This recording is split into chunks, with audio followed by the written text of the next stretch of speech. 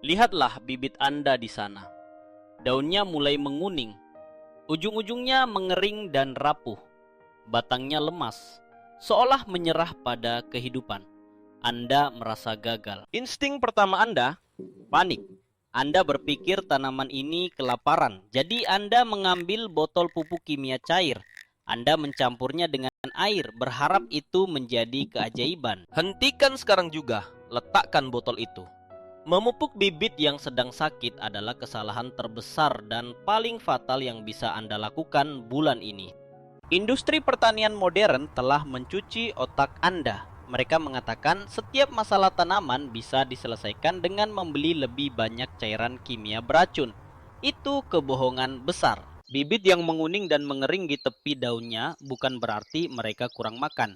Mereka sedang sekarat karena keracunan, leher akar yang tercekik, dan tanah yang rusak. Ketika Anda memberikan pupuk pada bibit yang stres, garam kimia menumpuk di tanah.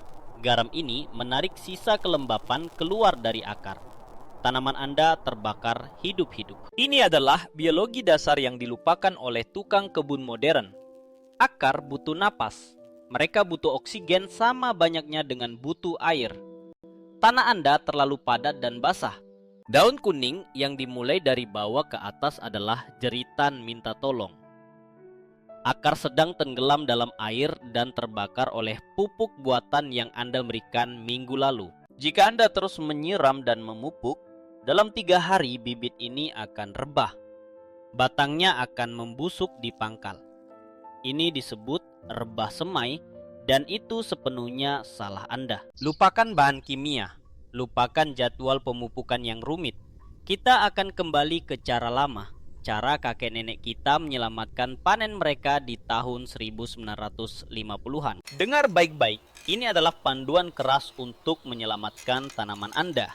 Tidak ada kompromi, lakukan tepat seperti yang saya katakan, atau bersiaplah kehilangan segalanya. Langkah pertama, puasa air secara total. Jangan sentuh alat penyiram itu. Biarkan tanahnya mengering. Akar yang tenggelam butuh udara, bukan air tambahan. Tunggu sampai permukaan tanah benar-benar kering dan warnanya memudar menjadi coklat muda. Ini menandakan oksigen mulai kembali menembus pori-pori tanah yang sebelumnya buntu. Langkah kedua, aerasi darurat. Ambil sebatang kayu kecil atau paku tua.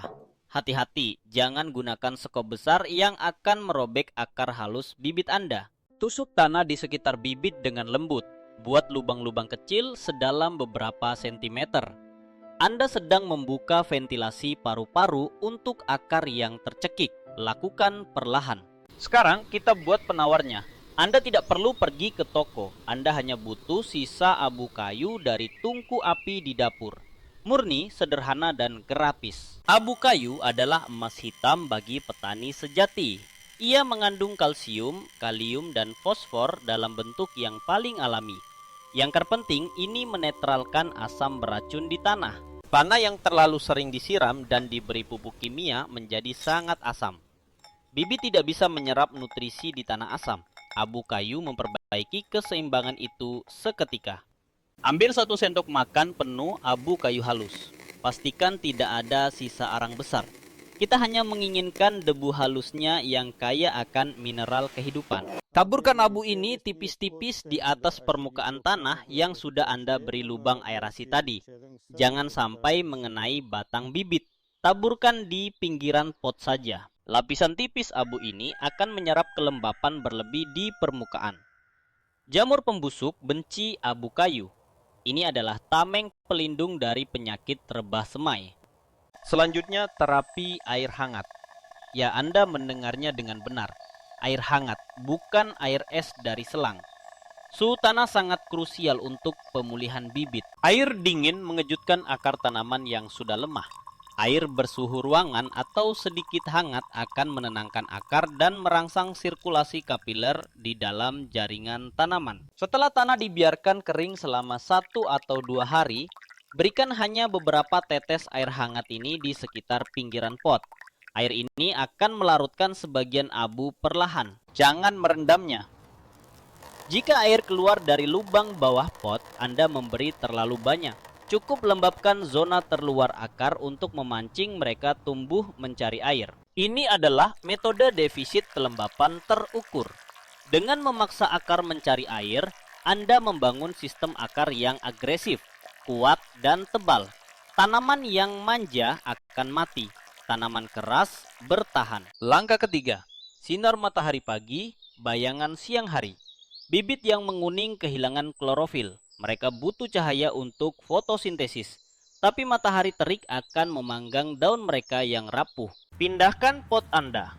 Letakkan di tempat yang hanya terkena matahari pagi sebelum jam 9. Setelah itu, pastikan mereka terlindungi dari panas yang menyengat. Jangan lepaskan daun yang kuning.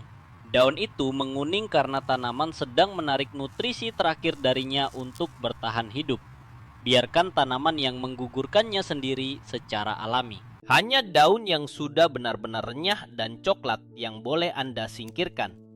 Gunakan gunting besi yang tajam, bukan tangan kotor yang bisa menyebarkan bakteri. Sekarang, perhatikan kelembapan udara.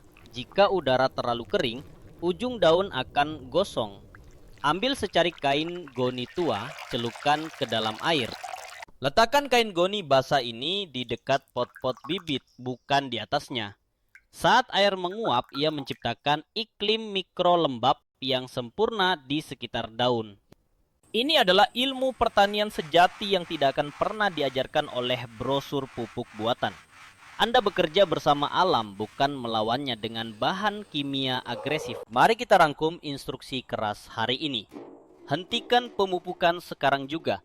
Jangan menjadi pembunuh berdarah dingin bagi bibit Anda sendiri. Biarkan akar bernapas. Aerasi tanah dengan tusukan ringan. Taburkan abu kayu halus sebagai obat dan pelindung anti jamur. Berikan air hangat hanya di tepian pot saat tanah kering. Beri mereka cahaya pagi dan ciptakan iklim mikro dengan kain basah. Dalam 5 hari, keajaiban akan terjadi. Anda akan melihat tunas hijau segar muncul. Warna batang akan berubah dari hijau pucat yang sakit menjadi ungu kehijauan yang kokoh. Daun tua mungkin gugur, tetapi tajuk baru akan tebal dan berbulu. Akar baru akan tumbuh tebal, mengakar kuat ke dasar pot. Saat Anda memindahkan bibit ini ke kebun nanti, mereka tidak akan syok, mereka sudah tangguh. Pupuk kimia menjanjikan hasil instan, tapi mereka menuntut tanaman menjadi pecandu yang lemah. Anda ingin bibit yang manja atau tanaman petarung yang menghasilkan panen melimpah? Berhentilah mendengarkan ahli pertanian modern di toko perlengkapan. Mereka peduli pada target penjualan. Saya peduli pada tanah dan tanaman Anda. Kita bertani dengan kebijaksanaan lama. Jika Anda tidak mau mengubah cara Anda dan terus meracuni bibit Anda, silakan tutup video ini. Pergilah beli racun kemasan itu lagi. Tapi jika Anda siap untuk bertani layaknya seorang profesional sejati, menghormati hukum alam, dan memanen hasil berlimpah tanpa biaya mahal, Anda berada di tempat yang tepat. Lakukan metode puasa air dan abu kayu ini hari ini juga. Besok, periksa perubahan warna pada pangkal batang. Anda akan terkejut dengan kekuatan alam. Ingin rahasia kebun lama yang disembunyikan oleh perusahaan besar? Langganan saluran ini sekarang, tekan tombolnya. Jangan lewatkan musim tanam ini. Selamatkan bibit Anda. Bertanilah dengan keras, bertanilah dengan cerdas. Sampai jumpa di ladang kawan.